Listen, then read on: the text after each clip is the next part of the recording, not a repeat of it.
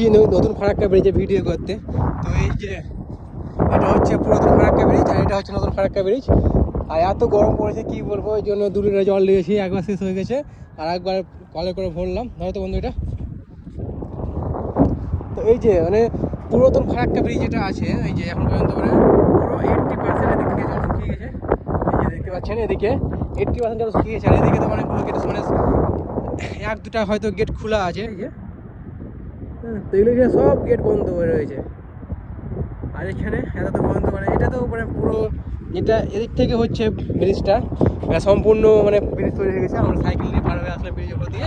আর ওটা যদি ওই সাইডে হচ্ছে যেটা, তো ওটাতে মাত্র 60টা পিলারে গার্ডার বসাতে বাকি আছে।